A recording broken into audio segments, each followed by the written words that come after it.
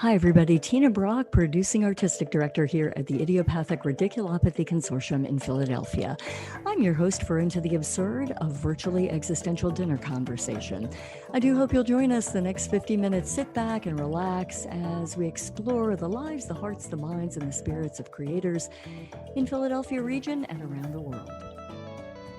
And happy Saturday and 4th of July weekend to you. Hi, I'm Tina Brock. I'm your host for Into the Absurd, a virtually existential dinner conversation. And thank you for joining us today on this holiday weekend. On today's show, Darnelle Edwin Radford. And Darnelle's a producer here in Philadelphia. And we're going to talk to him about the companies that he has formed, all the many hats that he wears. And we'd like to invite you to join in on that conversation as well. So put your questions for Darnelle in the chat today. And if you're joining us on Facebook, if you are joining us around the world, thank you so much for following Into the Absurd. It's our pleasure to be here every Saturday at 5 p.m. talking about what motivates artists in our community, around the country, and around the world. And speaking of motivated artists, Darnelle Radford. Darnelle has been, I've known Darnelle as an artist, as all the many hats that he wears here for a number of years. And I wanted to find out his views on being a producer. He has started a number of companies, represented Theatre Company and Em3ry. And he is the host and producer of Rep Radio, now in its 12th season, and the Broad Street Review podcast, now in its 5th season. So he's also an IT guy, a photographer, a baker, a writer, an analyst, and a consultant. And all of these many hats come together as a producer. So I'd like to welcome to the table Darnelle Edwin Radford. Welcome to Into the Absurd. Hello. Thanks for having me. Oh, thanks for being on, Darnelle. One of my favorite things is to talk to other producers because there's so much to talk about. And since you have so much background in so many different areas, I thought it would be fun to see what you're thinking, what's on the table, and how the many different roads that you've taken in your life have converged, and what you're thinking about, now as we were talking about before the show, coming out of this last year and how interesting it's going to be to see things building and changing and what will come of that. I think for my first question, I'm curious as to when you set out on the road many years ago, was producer one of the things that you thought about? No. I actually, who does, I started right? out, exactly. I feel like you do stumble into it because you may have sort of an artistic idea, and then you think about, well, how do I put this out into the world? And then you realize you'll have to produce it yourself. So, I started in a play production class when I went to community college in South Jersey. And I took this play production class, and there was, our final project was to focus on one part of theater production. And I could have lit a bar stool, 3-point lighting, and that would have been my, I would have gotten great off of that. And I just said, if I write a play and produce it, the mindset then was it could be half-assed and it would still be good because all of those pieces were factored in. But it just came from a loose thing. It was like, I can touch on all of these things without having to focus specifically on one. And then it turned out that is where my interests lie. I do want to bring all of these things to the table. So it was fitting. I did write the play. And it was site specific. It ended up being set in the teacher's lounge at the college, which had this aesthetic because it once was the restaurant for the culinary students. And so it had this good look, and we changed the fluorescent overheads with a gel, and we set up this coffee shop because the play was set in a coffee shop. And, that was it. We went and processed that. And I really didn't know what was going to happen beyond that with that piece. And I originally thought, I could maybe turn this into a film, So I ended up coming to Philadelphia, and I went to the Art Institute of Philadelphia, and I originally started in video production. And going through the classes there, it seemed like they were grooming us to be editors, and it wasn't really a place I wanted to be. And I was like, I don't know if that's exactly what I want to do. So I switched to multimedia and web design because I figured no matter what I do, I'm going to need a web presence. Mm-hmm. So then I moved towards that. And every time someone talked to me about my time at college, they would say, "So what are you going to do once you graduate?" I said, "I'm going to go back to school for theater."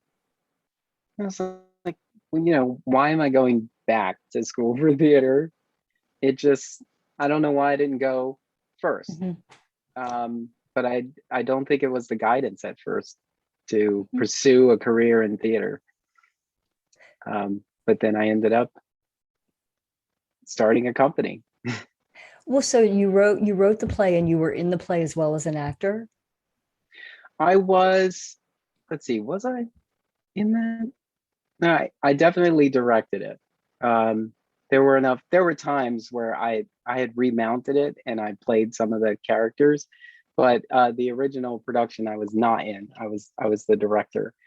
Um, but I never saw myself being out front, being on the stage. I wanted to create a space for players to play. Hmm. And so I think that's why the idea of writing the play, I can create this story. I didn't even have a specific story I wanted to tell. I just said I want to figure out how I can get a bunch of characters into a box. And that's, they're coming to this coffee shop for an open mic night. And so that was the concept. And all of these characters came from different walks of life. One was going through a breakup. One is the barista. Another is, they had so many different things that brought them there for that night. And as I was realizing those characters, I was saying, I could take any one of these characters and run with their story and continue to tell stories in this world. And I think that's why I thought about film, because they do that in television a lot, especially when you see a television series like a sitcom. A sitcom will have a spin-off when there's a popular character, so you can follow their lives and continue going on. And I thought about it like that. I was like, well, these characters have lives outside of this coffee shop. It would be really interesting to continue telling those stories. And they're still very much in the pipeline. Those continuations of stories. So we'll see if they reach the light of day. Are you still working on the play, that specific play, or are you thinking about other Well, stories and other characters to tell? I had a mindset of that play. You look back on the first thing you wrote and you're like, this is not the best thing in the world. I know I was saying I could retool it and, reimagine it, or I could just move on from here. And I think since I wanted to build on those characters' lives in this world that I created, I said I would just leave that there. I'll leave that piece there, and the future stories will include those characters individually. A couple of those characters come from different places, and maybe there's a scene that takes them back to the coffee shop, as a tie-in. So we'll see. What do you think was the most personally rewarding aspect of that first foray into playwriting and seeing the play produced? And what did you walk away with that let you know I've touched on something really important artistically and creatively for myself here? Was it creating, putting a bunch of people together in a box and seeing how they interacted? Is that? I think I listened to an interview where an artist said something along the lines of, a deadline focuses the lights. And when I heard that, I was like, oh, I get it. So it's like, for this, it was due, this project was due. And so that's what kind of lit the fire to say, let's get this done. And even when I started represented theater company, the mindset was, I have to book this venue almost a year in advance. And once I book this venue, it's like the clock starts ticking. And so let's have an idea of what's in there, of what's going to be in that space, and let's work towards that opening night. And at the start of this, I think I was, I don't know, naive, maybe ignorant, or just openly optimistic about how to make this happen, because I was in the drama club all through high school. And the earliest time I was on stage was in 4th grade. I played a cop and I had 2 lines and plastic handcuffs. But I remember, thinking like, this isn't, the difference between high school and being out here as a company is that I'm aware of how much things cost. And whereas before, some of this was kind of hidden from us, where we just knew we had to bring all these things together. So where else, only in high school can you have a stage crew of 18 people, Right. And a shop that looks like, yeah. And a shop that is the shop class, a scene shop, literally, literally employed the shop class to build the sets. So we had that space, and it was right off the theater, so it was so convenient. And then getting out into the world thinking like, oh, wait, I need a tech director, and we need to have a venue. We need to have a space where pieces of the set can be built. And we need to have a place to store costumes and props. We don't have that room that was like this extra classroom, in high school and in college. And, and we didn't have access to the space. We didn't have the venue to start rehearsing in. In high school, we were on stage from the first day, whereas here you're trying to take over you're trying to figure out when it's cost effective enough to, when the cost aligns for you to move into the space so that you can start, teching the show. So it was all pretty interesting. But do you think, Darnelle, I mean, so many people that I've talked to that are producers, small theater producers or whatever, you hear this a lot, and that is, I don't know whether I was naive, or I don't know whether I was, et cetera, fill in the blank with the adjective or choice, blind, but I hear that all the time. And I do think it feels like it does take a certain amount of, we're just going to, as you say, there's a deadline. We have a venue. We have to fill it. We know what we're going to do. And you move forward and you figure it out as you go along, which doesn't mean there aren't other ways to do it. But I do think a lot of small theaters that have happen in exactly that trajectory. And you figure it out as you do it. And I guess and maybe early on, because we didn't have, even though we were taking drama class, we were not learning theater production. We weren't learning about how to be the business. And, I've talked to students from University of the Arts who graduated and didn't have an idea of how to be a business. So like, we weren't really talking about that part. We were giving them the tools to exist in this space, and just assuming that you're going to go work for someone else's company. I was like, well, what if I want to be the company? Oh, well, you have to do that work on your own, or you have to go somewhere else for that. We don't start with that kind of foundation, which I think is also why it's so hard to get the necessary funding to produce these shows, is because we don't understand from the door that there is an expense here, and it is important to make sure that all of those bases are covered. Even as earlier producers, we end up getting our friends in, we end up getting people we know in, and I always had a mindset of, I have a short window of time where I can get people in here for very little money. Mhm. After that, when we make money, we have to pay people. But as long as they see me, doing like 2 or 3 of these jobs, they know that I'm not driving around in a fancy car, you know, with all the money, and they're not getting any. There really isn't any. And there were times early on where, you know, I think at the time when I booked at Studio 5, I remember Jessica Doheny was the company manager, and I would hand Jessica a check and say on Tuesday or on Tuesday when we moved in, and say it'd be really great if you held on to this check as long as possible. Yeah. Because Yeah. we're just trying to make sure we have The all of our flow. bases Yeah. covered. I Right. was like, I know you need it by Tuesday, but I don't start making money until Friday. So, Right. Right. you know, Is that one of the reasons that you ended up heading to NYU to study arts administration? yes.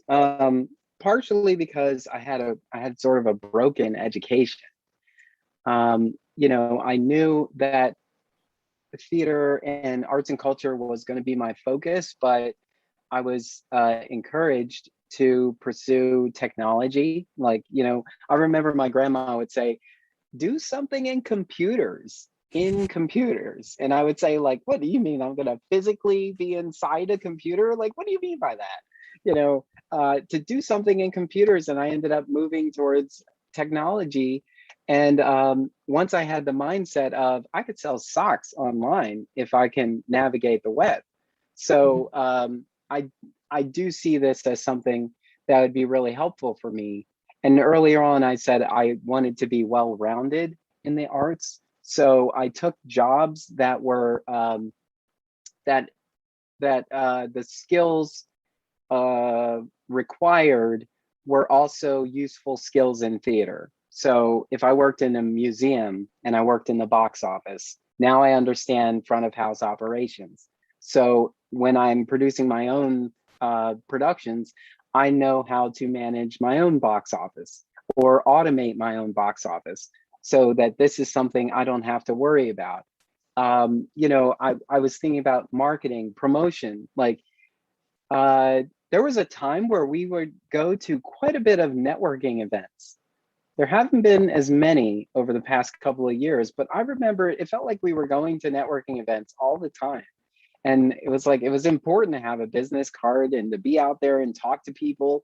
But now it's all online. So we're connecting to each other virtually, and we're not really making those connections the way we were before, Mm-hmm. which I guess is why we look forward to the big events like the Barrymores and like opening night, because those are opportunities to network and, also have a couple of drinks and feel a little And celebrate. bit more comfortable in having the conversations and whatnot. I remember, and I think you were at this meeting. I remember one over in the playground over at the Adrian, and it was way back when, and they were talking Hmm. about here's how you use Twitter. You guys better get on the Yep. bus and learn how to Hmm. tweet because, that's how I long ago we're talking about. But I'm sure I remember, Wow, people that remember those was events. yes, that was. I feel like that was a spark meeting. It Yeah. was either 2008, 2009, and I remember because I was there with our original host, Chris Morse, our original Rep Radio host, and I asked the room if they saw any value in podcasts. And I remember the feedback I was getting was that while there is value in it, it seems like there's a lot of work in it for little return. And so Chris and I looked at each other and we were like, we got it. That's a We yes. don't have no competition. Yeah, Yeah. so, we felt good about that. And I remember us walking away from that saying, okay, so we're not competing. Yeah. Let's develop that mindset that we're not competing at all. This is what we have to present. We're putting it out there and we hope it finds its audience. And it was really helpful to kind of have that mindset because we did end up having people who were consistent listeners, some who became hosts over Mhm. time, who were giving us feedback. Like I remember early on, Liam Castellan would reach out and say, hey, the audio was a little light in that one part and I couldn't really make it out. I just wanted to let you know, just in case you didn't realize that. Like he was giving me feedback and I was like, thank you so much. And then ultimately he ended up being a host for a season or two. This is on your podcast, your rep radio. Yeah, on rep radios. So I thought that was really great. And going out to, like I said, going to opening nights and you know, talking to people and them saying, oh yeah, I listen to rep radio while I'm doing laundry. Or I was like, and that's kind of like the podcast win. If someone's doing housework while they're listening to your podcast, I think that's a win. Yeah. So it was really cool to hear that people were listening. And I knew that people were listening because I had all the metrics, but at the same time, I was still not convinced. I was still very much like, who's listening? And whoever's listening to this, great. But I wasn't playing to an audience. And I think that allowed us to stay authentic and to stay around for so long. How is your, staying on the rep radio topic, how has your thinking changed about the way in which you do the show? Do you approach it in the same way that you did when you started it? I definitely have a system or a cadence, if you will. I do feel like I think I had a conversation a couple months ago where I said, I guess I never realized that, you know, Darnelle Radford, host of Rep Radio or Broad Street Review podcast, is a character I play. I definitely turn on something when I do my introduction. Even though it is me the whole time, there is something about it that I do, something switches on. I'm more in tune to what is being said. I'm hanging on every word because I'm trying to figure out where to steer this conversation next to keep it exciting and interesting. And I have notes, but my notes are loose. You know, the notes are in case the guest doesn't know what to say. I have something that can kind of steer them. But usually I started listening to other podcasts and news broadcasts and realized the value of open-ended questions. Tell me more about the process, and then let somebody nerd out about it. And, you know, I always thought that was great. Yeah, well, I mean, that's the medical education, right? Part of it, where with the students, you're trying to, you know, you're trying to elicit the story, you're trying to get the narrative and the just jumping back a little bit to Spark, which was you were involved in Spark for many years with Greg Campbell, and which was an initiative designed to illuminate the work of smaller theater companies, you know, in Philadelphia. And we were talking about this before the show, but that felt like a really very fertile time back in the day when a lot of small theaters were popping up, and it was very focused on making sure people knew all of the depth and breadth and the choices they had. Do you think that something like a Spark will be back? Do you think the time could hold something like that now? I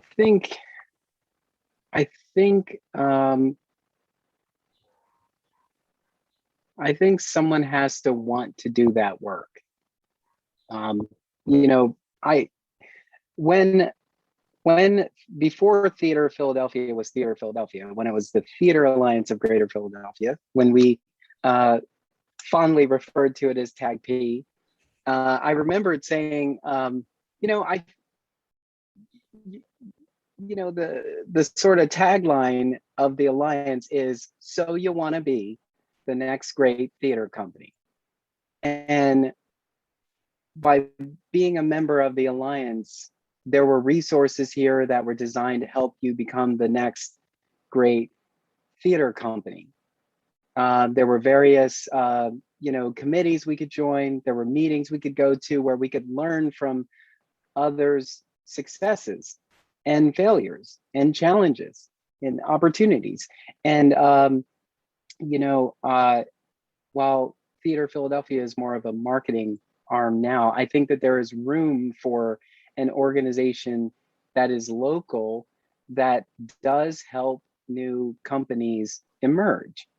And we have them in the region with things like with fiscal sponsors like Fractured Atlas, for example. But Fractured Atlas is now completely web-based. Like they don't even have a physical location anymore. So really it's a website that we sign into. It may as well be Patreon, or something like that. But I do think there are still holes in how to successfully run a theater company, that if we're not paying attention or we don't have an opportunity to talk in depth with artists in the community, we're not going to pick up this information. Because there's just some things like, you might know how to navigate, a relationship with the University of Penn to communicate to them the needs of your organization and how they, how they can help you by lending space or making space available, So, but that's not something we can pick up in a book. It's something that we have to hear from someone, maybe on a panel or, a future guest on Into the Absurd, to understand those things. So if we have a collection of that information, I think it's going to be really helpful to go back to all of this, because I know for Rep Radio and for Broad Street Review podcasts, I do ask about the process. Take us in the room. Let's go from page to stage. Tell us about this whole thing. And I think it is valuable to understand those parts and to not shy away from the challenges that you had, because otherwise we're just thinking that this is all brilliant and perfect. It was stellar from the original idea, and then so what you see is the stellar we knew it was going to be.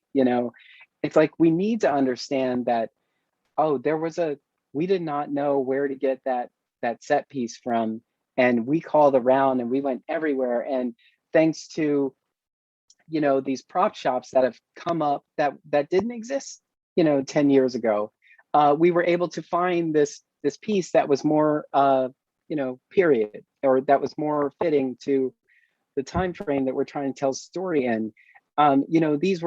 These are things like, where do we get this resource from if we don't actually talk to someone? And I think that is one thing that is really great about Philadelphia. Philadelphia is really a community that wants to help itself grow and be successful. You can walk into a room and say you're a new company, and there are artists telling you who you need to know, who you need to talk to, what venues are great to consider. And no one's thinking about, oh no, new competition, so let's ignore that. Let's say, oh, it's going to be tough, good luck. We don't do that. We just say, welcome, come on in. Hey, have you met so-and-so? This is a new artist who's just coming up. They're going to do great things. So pay attention to that, keep an eye out for these names. I feel that here with us. And I think that's why it's so hard. It's so hard to leave Philadelphia, even if work takes you outside of the community. And that's why it's also so hard to hear that there's even more problems in a community that appears to be so inclusive, but still has a lot of work to do. Yeah. Yeah. During your time as another hat that you wore for many, many years as a Barrymore voter and judge,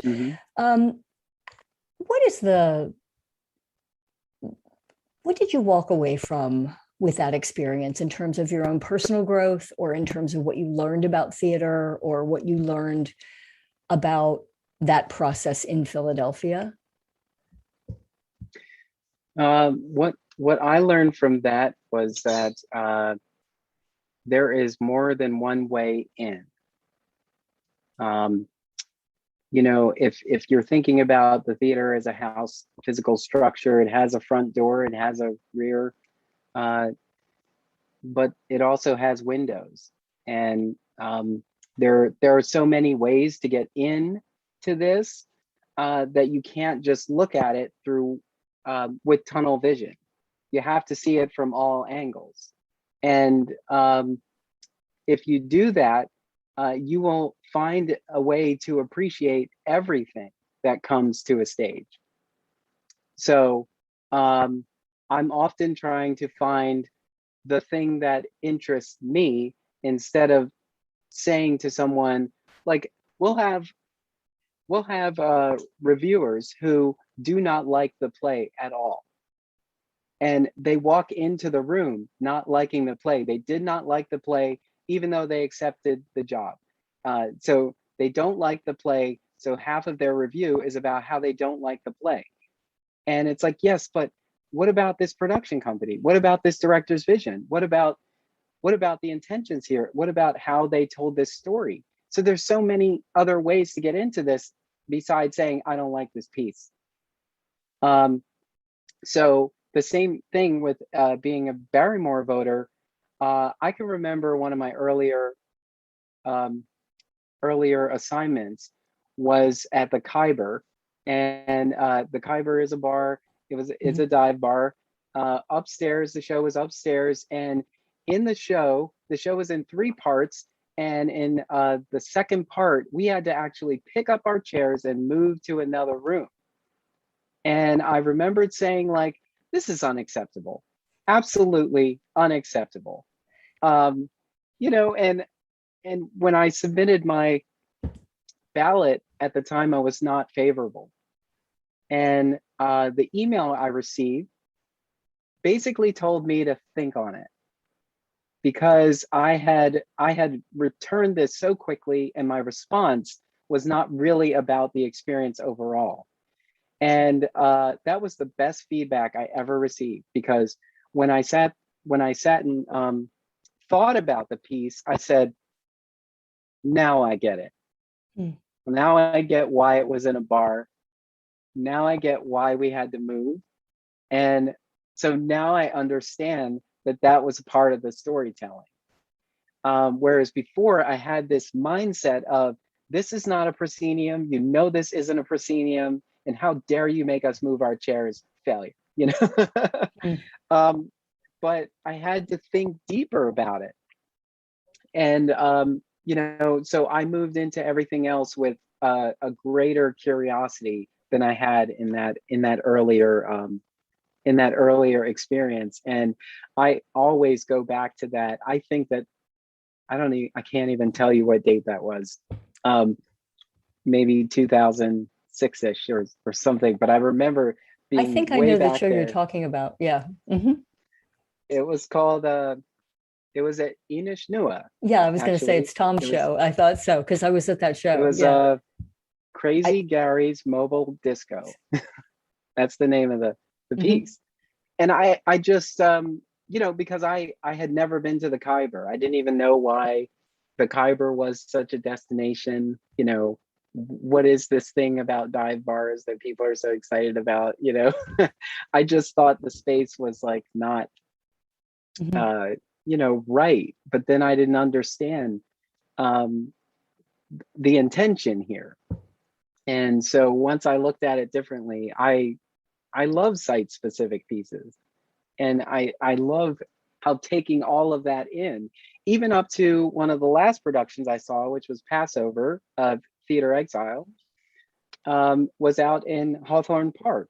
And the atmosphere of Hawthorne Park is very much alive. Everything is going on.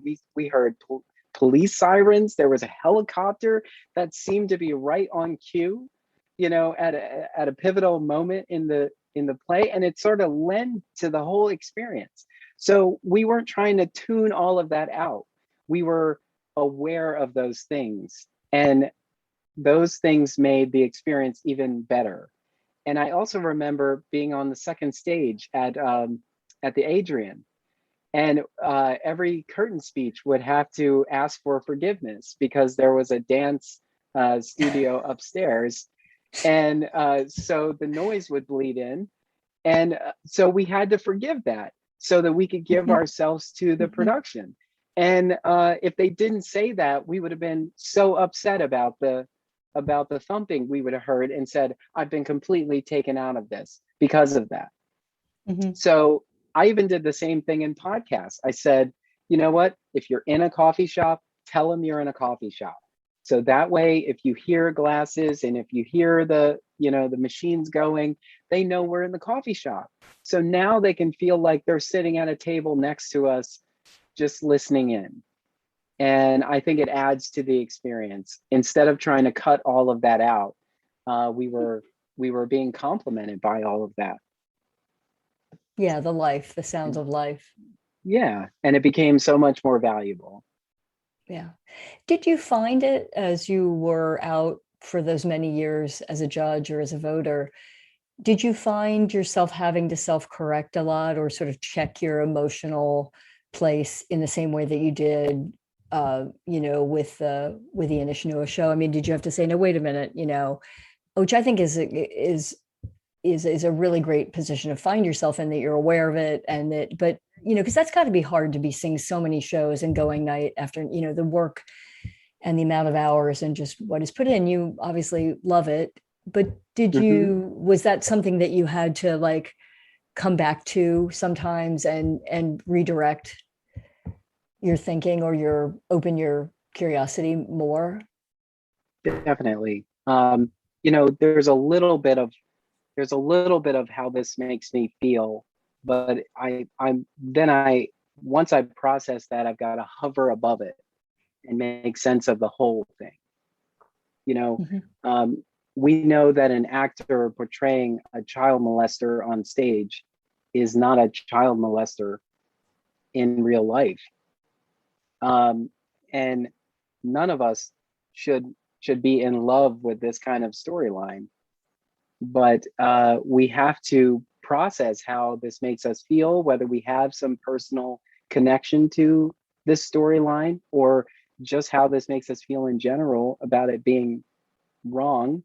But the story, the story may actually humanize the predator, the character that is the child molester, and in a way that we would never allow in real life. If we just heard the news, we would not really care about where this person came from before they did this unspeakable thing. So I saw that as a huge value in theater. It just allows us to kind of,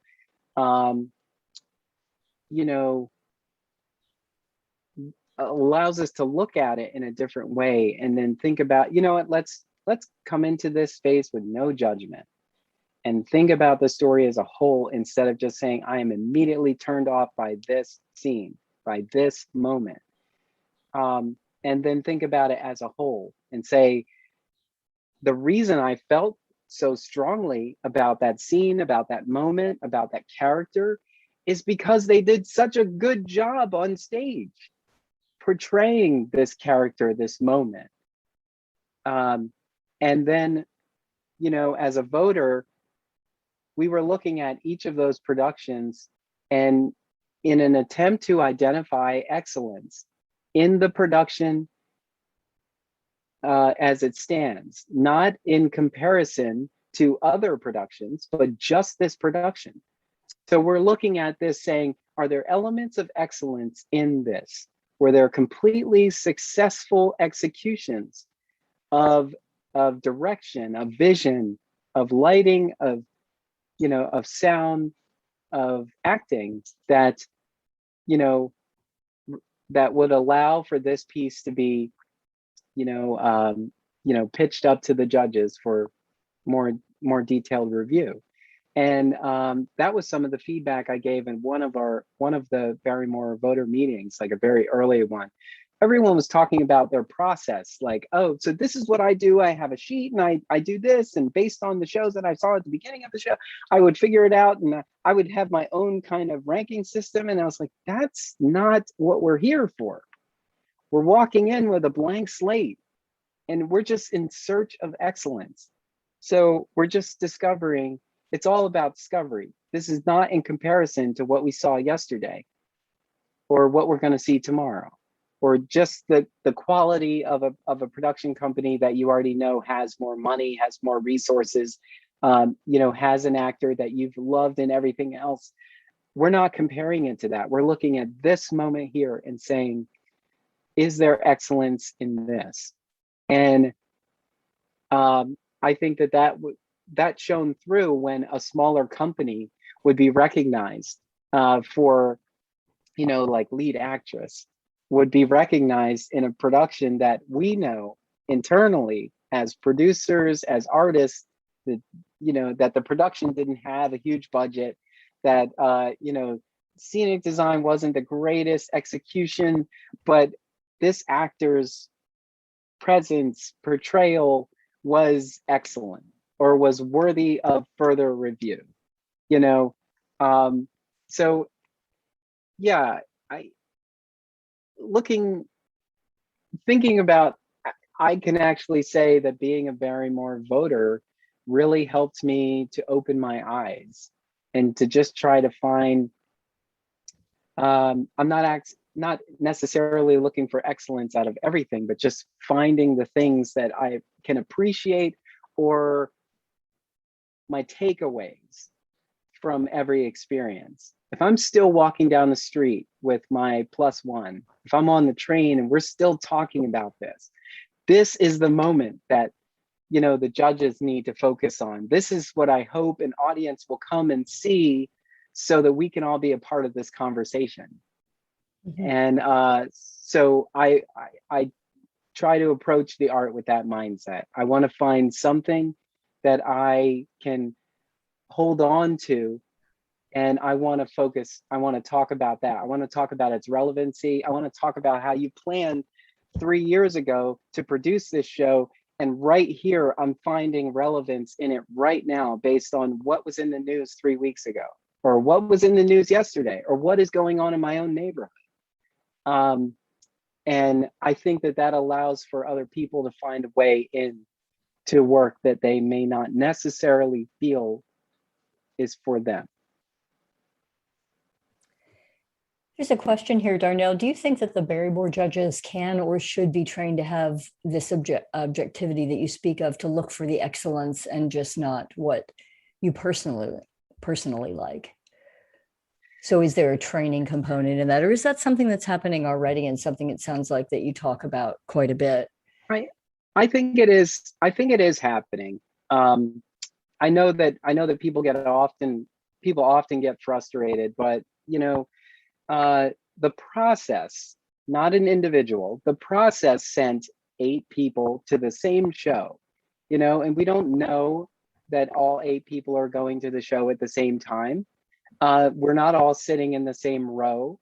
We're not necessarily communicating with each other during this process. We are taking this seriously. So we do enter into the space as individuals, and we take notes, or we don't take notes, or we walk out with whatever, really stuck with us. And we give it a grade based on that. But it's 8 individual people who came together to say, this needs to be pitched up to, the judges. So I don't know, like I would often hear about how the Barrymore's is rigged and so on. I'm like, how? Because I'm a Barrymore voter, and I was not a part of the conversation that involved the rigging. I don't know how that happens. I think the process is well done, but it is something that people have to be reminded of, because we do come in with our own personal things. And because we can hear that in regular conversations we have with people, where someone says, no, I can't, there is no there's no way you can explain this that will make me think about it any differently. And I said, yes, but okay, that's your opinion. But now you got to hover above it with your opinion and then everything else. And now what do you think? So yeah, I think it's already there, but it is something we definitely have to be reminded of. Yeah. Would you find with the other 8 people that you were, huddling with after, or did you need to huddle in that way? Did you find that oftentimes you had a lot in common, that you would be feeling similarly, or is it more often that the opinions are really divergent? Because that's got to be a difficult and challenging and rewarding process to work through. So as a voter and at one point a nominator, I had never been a judge, partially because the judges' expectation of time was just way too much. If you don't have a vehicle, it's really hard to be a judge, because sometimes you have to go at a moment's notice. And I wanted a little bit more control over it. So I often stayed in the nominator voter camp. So in that camp, you don't really get to interact with other voters and nominators who have gone to the shows, unless you're having a conversation way after the fact. But I don't think I've ever spoken. I have never spoke with a voter or a nominator before they had submitted their ballot. So usually I always brought a +1, because I wanted to make sure that my view wasn't the only view. I wanted to, I often would, if it wasn't one of my co-hosts, it was a friend who is interested in the arts, but may not be as hardcore as we are, who can go into this and say, and I can say, okay, so what did you think? You stayed awake, or sometimes lighting. Good sign. Sometimes lighting puts people to sleep. Depending on times. What did you think? What things stood out for you? And I want to think about all of that too. And then I'll go home, because I think we had 24 hours before we had to submit our ballot. So I could sit at work and, on a break, submit my ballot and actually think about everything I had thought of, instead of walking out like, I'm sorry, I can't talk right now, submitting my ballot. I don't think I've ever done that. But yeah, it was interesting to have those conversations before thinking about it all together. And I'm also looking around the room too, to see how the audience is responding as well, to say, okay, that was well executed. Look at this audience. They're going nuts over this moment. Or Theatre Exile, for example, has they tend to Theatre Exile and Interact tend to upset their audiences a lot because the work they're putting on stage is like, it's real, and it's tough. And so there are people who will be upset by what they've experienced here, and sometimes they will let them know in the lobby. And I remember being at a show at Theatre Exile, and a woman spoke to Deb Block and said, I love this theater, but I hate this show, something like that. And I was like, okay, interesting, because I know the moment, or something happens in a scene and people walk out, I can't, they have to go. It's like, okay, well executed right there, so I'm paying attention to that too. And those were moments that, I could then take with me as I'm sitting there filling out my ballot, saying like, how did I feel? How did the audience feel? Was this well executed? Are we supposed to be upset by this moment, or, feeling emotional, but whimsical and hopeful in this moment? Like, how did the audience respond? And was I close to what the audience felt, or did we all feel it? Then sometimes you can actually sit in the theater and see and experience a nominee for overall production of a play or a musical, and feel it right there in the way you feel at key moments of the production.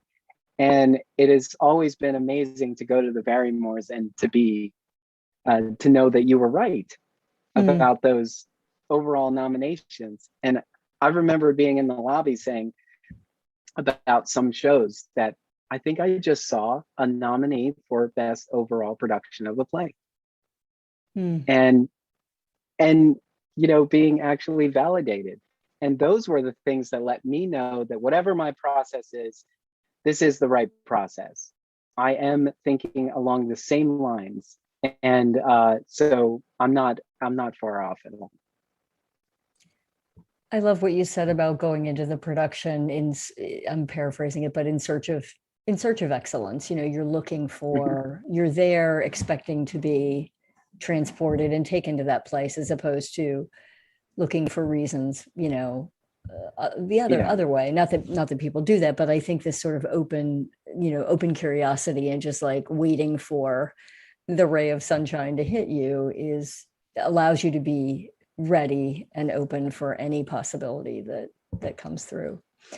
I want to talk a little bit about your work in your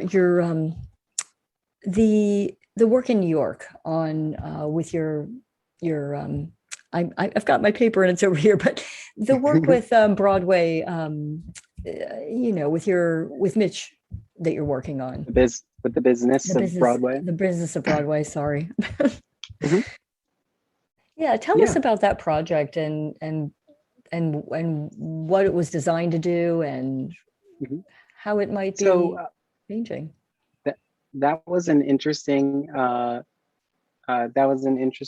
thing, the way it all formed. So when I think 2013, I moved to Jersey City when I worked for the fruit-themed technology company who gave me an opportunity in New York. And while I was there, I said, I want to continue education while I'm here, so let me look for arts administration programs that I can get into. And NYU had an arts administration certification program. And I was like, who doesn't want NYU credit? So I jumped on that. And one of the classes I took was about social media marketing. And the class is filling up, and Mitch Weiss, who is an adjunct at NYU, sits in the back of the class to audit this one. And his class is the Business of Broadway, but it's based on whether enough people sign up for the class. So at this particular time, not enough people signed up for the class. So he audited this class, and I think a grant writing course with me as well. And the instructor of the class said, "Oh, you should meet Mitch Weiss. He teaches the Business of Broadway, and since you have a theater background, you should know each other." And immediately, it was like immediate, our connection. So after those classes, Mitch and I would go to like a nearby coffee shop and talk about the class, the things that we found value in, and so on. And at the time, he was telling me that he was writing a book on the Business of Broadway. I don't even know if that was the title at the time, but I remembered saying to him, by the end of this book, I need to feel confident enough to be in the room with people producing on Broadway. Even if the last page said, now you know how $15 million is spent to get to opening night. And little did I know, I was actually helping him sort of shape this piece along with other people who were giving him feedback as well. And when the book launched, I said, wouldn't it be great if you continued to update the book? Because um, now that it's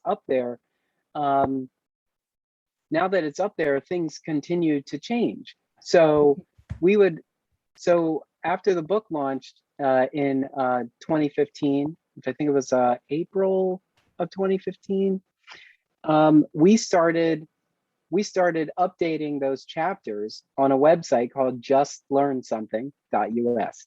And Just Learn Something was going to be this opportunity to teach people who wanted to get out to New York, who wanted to pursue theater in New York, like from actual people who were working in the business. So we called it an unschool uh, for theater, for entertainers, because Mitch had come across a lot of people who just didn't know where to go, and he, even to this day, will get on calls with individuals who are trying to figure some things out. So, and he knew all of these people that I didn't know their names, but they were like big names on Broadway, and so we were thinking about how to do all of that, and so we started updating the book every month.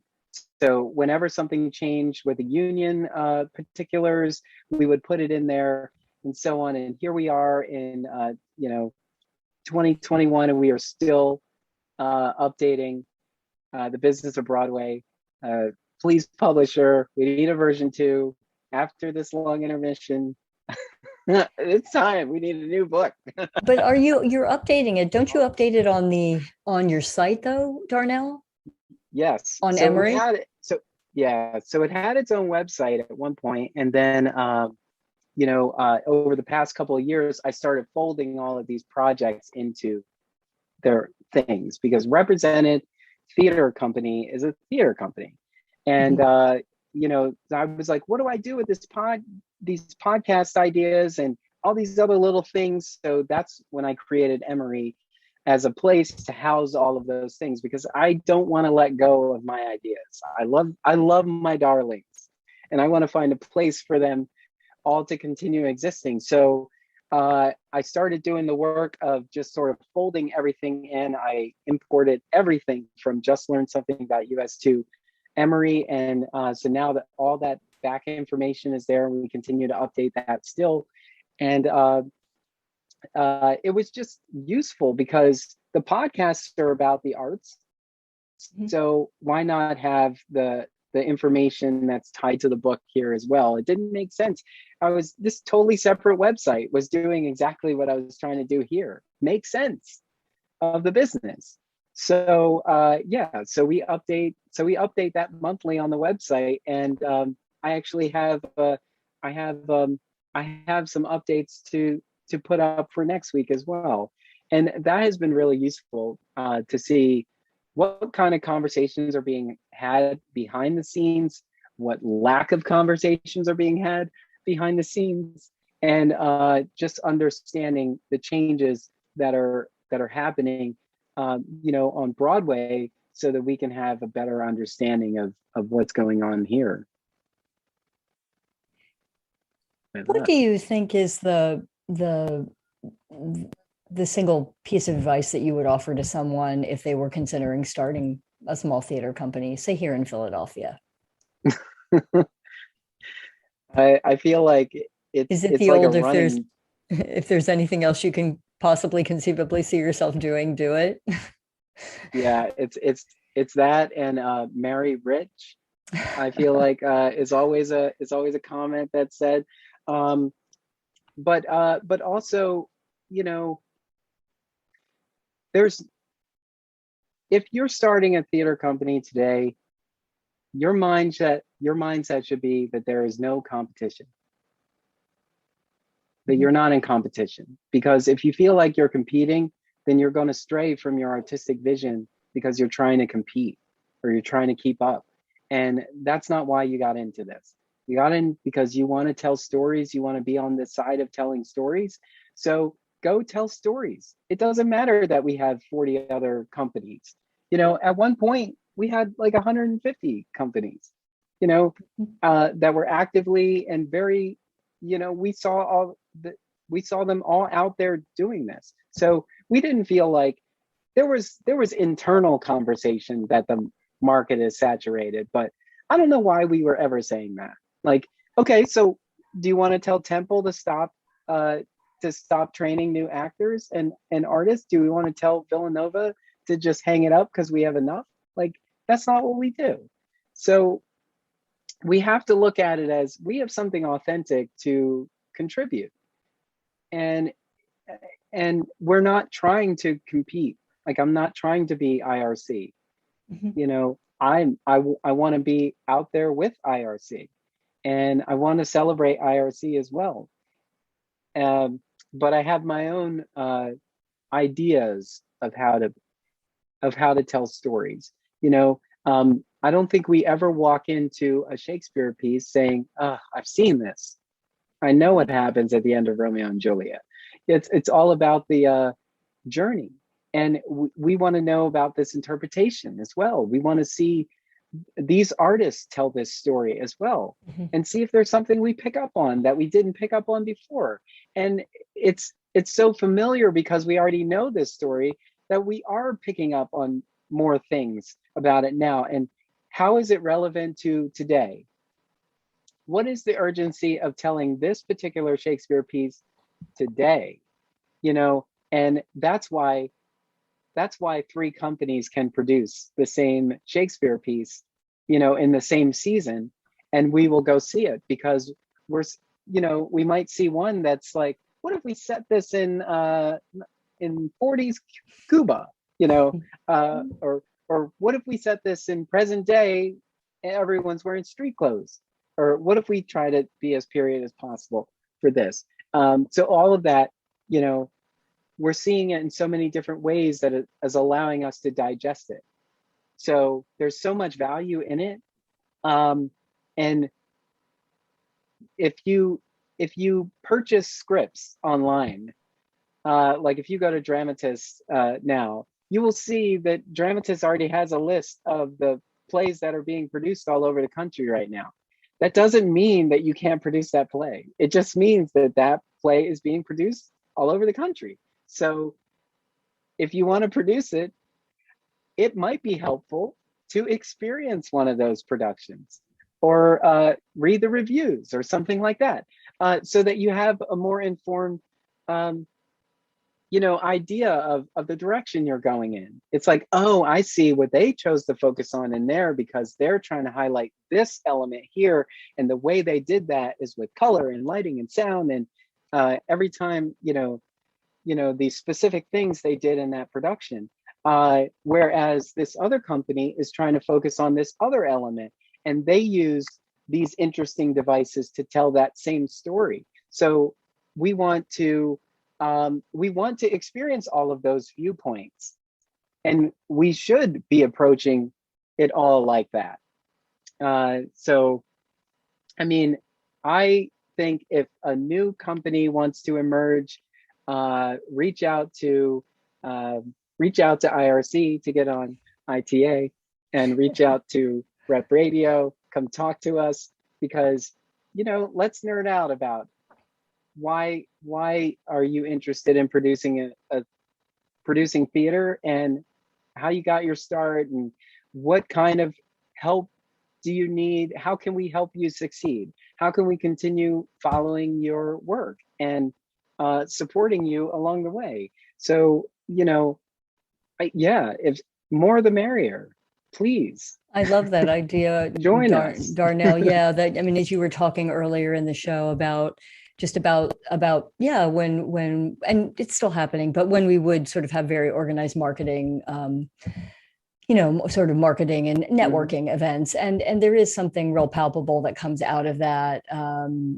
Just ideas and knowing that you're all sort of journeying on, a little bit of the same path. There's so many things that have to happen to put a show up, but the infinite number of ways in which they can happen. And as you say, what that product looks like at the other end. And I think it's that excitement and enthusiasm. And certainly thanks very much to Rep Radio and the work you're doing at Broad Street for helping the small companies along the way to be seen by people and to know to know that, to have people know that companies are out there.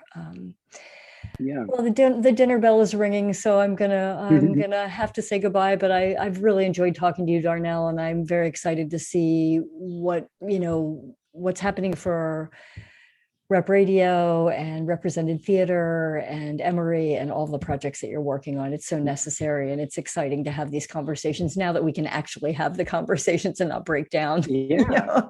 Thinking about it. It was great to be a guest for a change. Yeah, it was really fun, and I look forward to seeing you hopefully out in the community and definitely helping to build it all again. So yeah, thank you. Thank you. Take care. And thanks to all of you for being here. We're going to continue this theater conversation next week with Mark Williams, who you know from many years here at the IRC and many companies around Philadelphia. He's a puppet and a props master, but now he is at my old alma mater at the University of Maryland, and he's in the graduate studies program there, and he's working in media, and we're going to talk to him about design and his graduate studies that he's doing and what's on the docket for Mark in the years to come, combining all of his theater knowledge and experience and getting into a new dimension with so much happening online and technical. So that's our conversation for next week. It's Mark Williams, and I hope that you have a very safe week ahead. And thanks so very much for joining us. We hope to see you at the table next week. Be well.